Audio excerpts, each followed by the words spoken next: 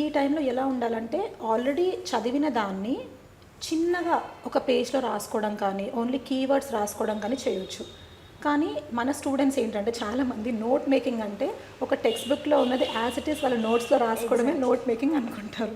But that is not it note making, that is not at all note making అనమాట. Keywords అంటే ఇప్పుడు ఒక significance of something ఉందనుకోండి, ఆ సిగ్నిఫికెన్స్ పాయింట్స్లో మనం ఏం రాయాలి అనేది కీవర్డ్స్ లాగా పెట్టుకొని రాయాలి. ఛాలెంజెస్ ఇష్యూస్ ఉన్నాయి. ఇప్పుడు ఇష్యూస్ ఆఫ్ గుడ్ గవర్నెన్స్ అంటే ఏంటి అంటే అందులో ఎలాంటివి వస్తాయి, రెడ్ టేపిజం ఎలా ఉంటుంది, కరప్షన్ అనేది ఎలా ఉంటుంది, పబ్లిక్ సర్వీస్ డెలివరీలో పొలిటికల్ అన్విల్ అంటే పొలిటికల్ విల్లింగ్నెస్ సరిగ్గా లేదు అని చెప్పడం కానీ ఇలాంటివన్నీ మనం తీసుకురావచ్చు. సో ఈ సైడ్ హెడ్డింగ్స్ పెట్టడమే ఆ షార్ట్ నోట్స్ చేసుకోవడం. అండ్ దానికి కొన్ని ఎగ్జాంపుల్స్ నేను ఇందాక చెప్పినట్టు మీరు గూగుల్లో వెతికి కంటెంట్ని వెతుకుతున్నప్పుడు కొన్ని ఎగ్జాంపుల్స్, కొన్ని స్టేట్ స్పెసిఫిక్ ఎగ్జాంపుల్స్ ఉంటాయి. ఇప్పుడు టీఎస్పీఎస్సీ అంటే ఎలాగైనా మీరు ప్రతి ఒక్క ఆన్సర్లో at least 1 example about TGPSC Telangana రాయాలి. Similarly about AP. ఇంకా యూపీఎస్సీ అంటే ఎలాంటి ఎగ్జాంపుల్ అయినా ఇవ్వచ్చు. ఆ ఎగ్జాంపుల్ అంతా మీరు ఇంటర్నెట్ నుంచి మీ నోట్స్లో రాసుకోవడం కూడా నోట్ మేకింగే.